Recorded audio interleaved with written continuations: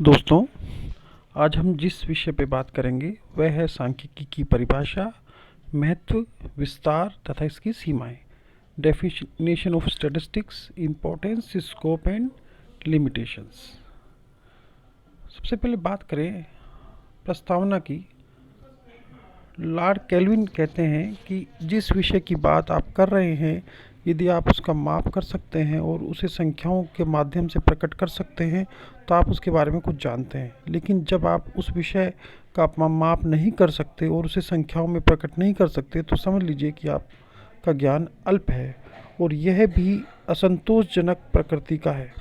निसंदेह आज जीवन के प्रत्येक क्षेत्र में तथा ज्ञान की प्रत्येक शाखा में तथ्यों का संख्यात्मक माप और उसकी गणना अपना एक विशेष महत्व रखती है और आज संसार के सभी विकासशील राष्ट्रों द्वारा आर्थिक एवं सामाजिक क्षेत्र से संबंधित विषयों के बारे में संख्याओं के माध्यम से सूचनाएं एकत्रित की जाती हैं ताकि उसके आधार पर भावी विकास नीति का निर्धारण किया जा सके।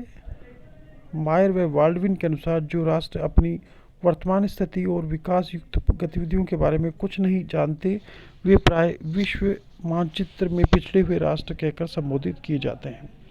अब सबसे पहले बात करते हैं सांख्यिकी का उद्गम एवं विकास। अंग्रेजी भाषा का स्टैटिस्टिक्स जर्मन भाषा के स्टैटिस्टिक और लैटिन भाषा के स्टेटस से लिया गया है, जिसका अर्थ है राज्य अथवा सरकार।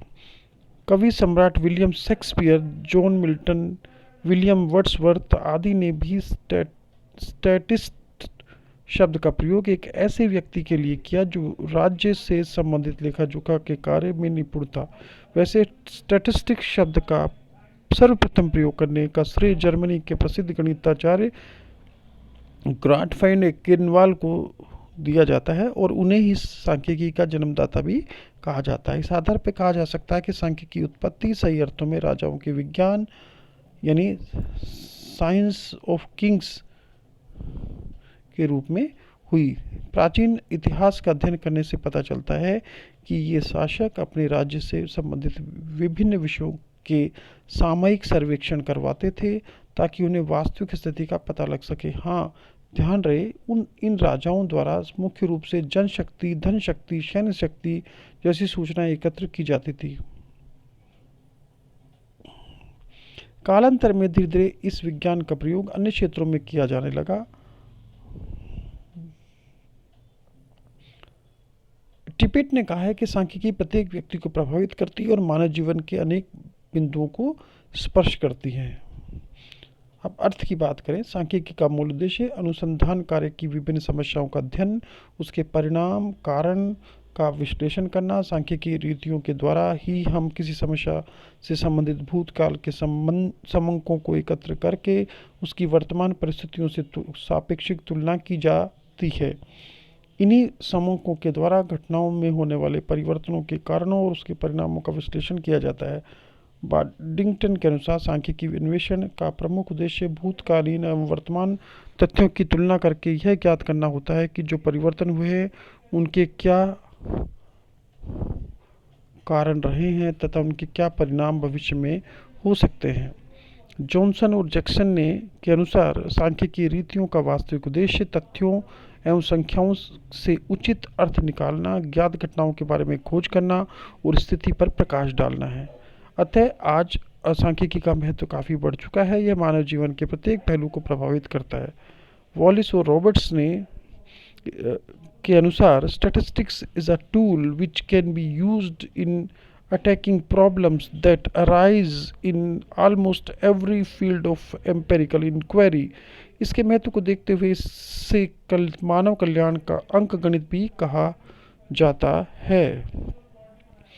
यदि हम बात करें सांख्यिकी के कार्य और विस्तार क्षेत्र की, फंक्शंस और स्कोप की, तो आधुनिक समय में सांख्यिकी की लगातार बढ़ती हुई महत्ता मुख्य कारण उसके द्वारा विज्ञान की विभिन्न शाखाओं के महत्वपूर्ण कार्य संपन्न होना है। किसी भी क्षेत्र में सांख्यिकी रीतियों का द्वारा समंकों को एकत्र करने और उनका विश्लेषण करके उचित निष्कर्ष निकालने वाले व्यक्ति को सांख्यक स्टैटिस्टिशियन कहते हैं। किसी भी सांख्यक के 3 मुख्य कर्तव्य होते हैं: समंकों का संग्रहण करना, उनका विश्लेषण करना और उनका निर्वचन यानी इंटरप्रिटेशन करना।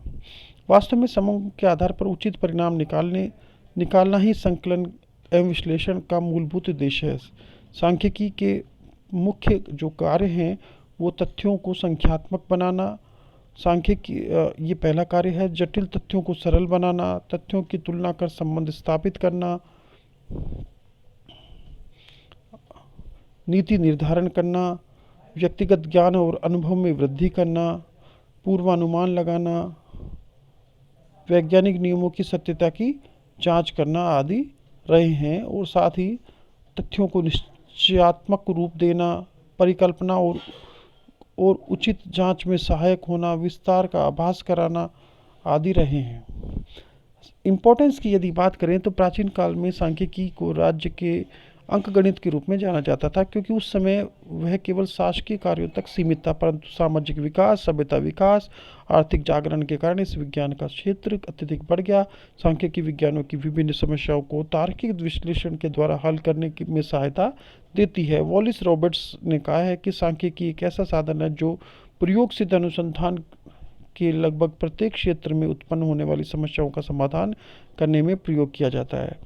ये शासन में इसका काफ़ी महत्व है, आर्थिक नियोजन में बहुत महत्व है, व्यवसाय और वाणिज्य में महत्व है,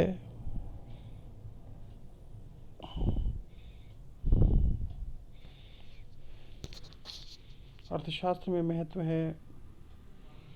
अर्थशास्त्र यदि बात करें तो वर्तमान में आर्थिक सांख्यिकी के बिना जो है अर्थशास्त्र अधूरा है। या लुन चाउ के अनुसार अर्थशास्त्री आर्थिक समूह जैसे सकल राष्ट्रीय उत्पाद, उपभोग, बचत, विनियोग, व्यय, मुद्रा के मूल्य में होने वाले परिवर्तनों के मापन के लिए समंकों पर निर्भर कर रहते हैं, और वे आर्थिक सिद्धांतों का सत्यापन करके तथा परिकल्पनाओं की जांच करने के लिए भी सांख्यिकी विधियों का प्रयोग करते हैं।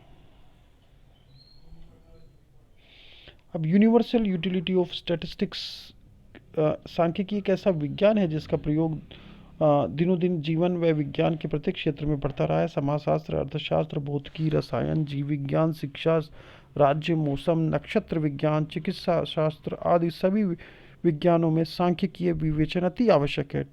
टिप्पेट के अनुसार सांख्यिकी प्रत्येक व्यक्ति को प्रभावित करती है और जीवन के अनेक बिंदुओं को स्पर्श करती है।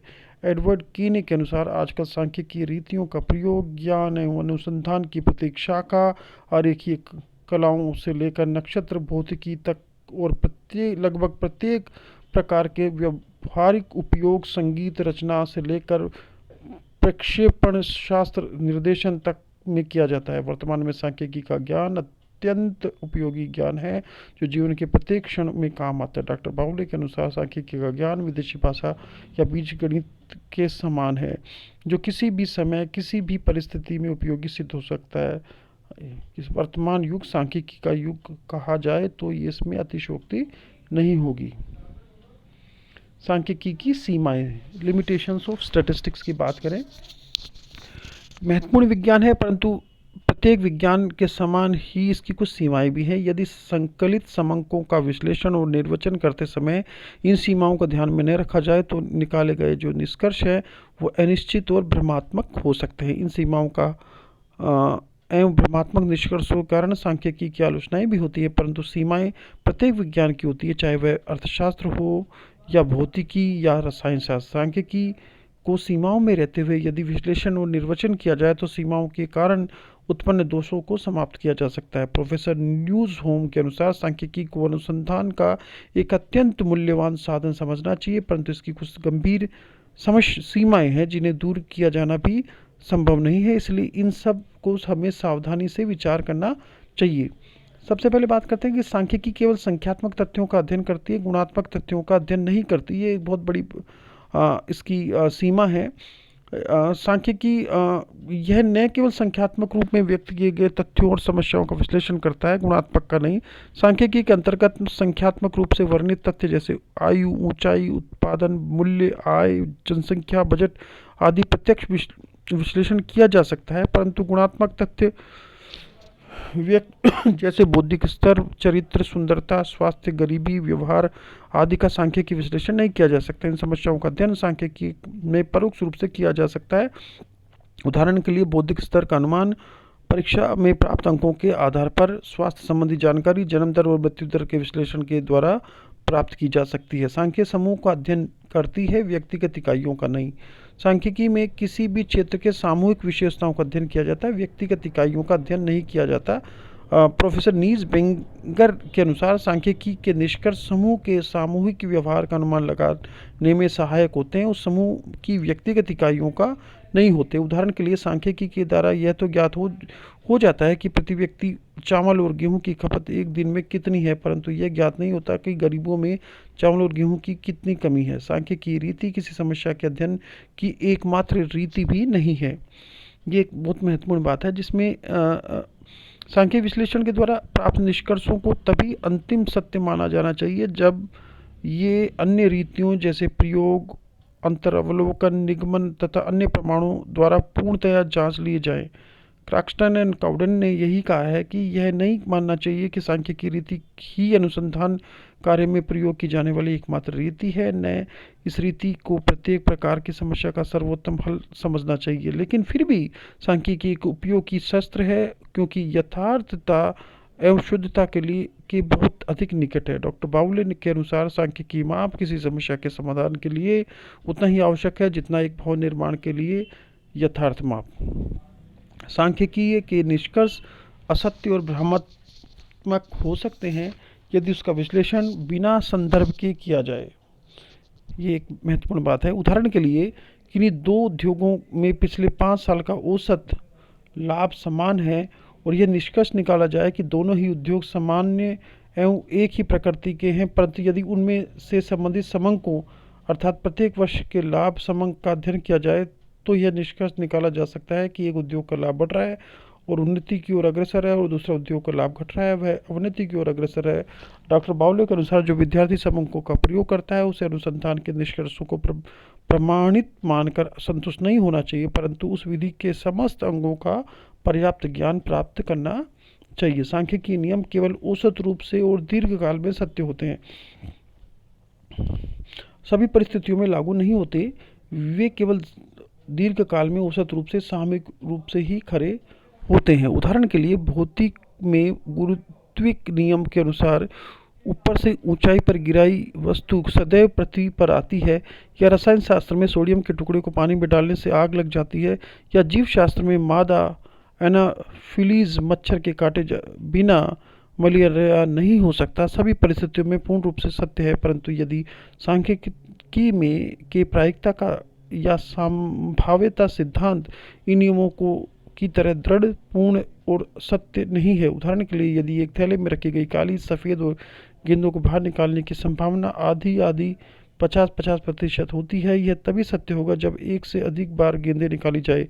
10 बार गेंदें निकालने पर हो सकता है कि 7 बार काली और 3 बार सफ़ेद गेंद आए, जबकि संभावना 5-5 गेंदों की थी। गेंदें निकालने की संख्या बढ़ाते जाने पर यह संभावना के निकट आता है। अतः यह नियम किसी निश्चित एक दृढ़ आधार को प्रस्तुत नहीं करता है। सांख्यिकी नियम केवल दीर्घकाल में औसत रूप से ही सत्य होते हैं। समंकों में एकरूपता और सजातीयता होनी चाहिए, ये एक और इम्पोर्टेंट बात है। शुद्ध और सत्य सांख्यिकीय निष्कर्ष प्राप्त करने के लिए यह आवश्यक है कि किसी प्रयोग किए गए समंक एकरूप और सजातीय प्रकृति के होने चाहिए। सांख्यिकी का प्रयोग केवल विशेषज्ञ ही कर सकते हैं। अयोग्य व्यक्तियों के हाथ में सांख्यिकीय रीतियाँ अत्यंत खतरनाक औजारों की तरह है। इसी प्रकार कहा जाता है कि statistics like medicine in the hands of quacks are liable of easily being misused by ignorant और द इनएक्सपर्ट्स। अर्थात जैसे एक अयोग्य चिकित्सक के हाथ में दवा जहर का काम करती है, उसी प्रकार अयोग्य व्यक्ति समंकों का दुरुपयोग करके उससे गलत परिणाम निकाल लेता है। डॉक्टर बावलो ने कहा है कि समंक केवल एक आवश्यक किंतु अपूर्ण औजार प्रदान करते हैं जो उन लोगों के हाथों में खतरनाक है जो उनके प्रयोग विधि और कमियों से परिचित नहीं है। अतः निष्कर्ष निकाला जा सकता है कि सांख्यिकीय रीतियों का प्रयोग उस समय सीमाओं को ध्यान में रखकर ही करना चाहिए।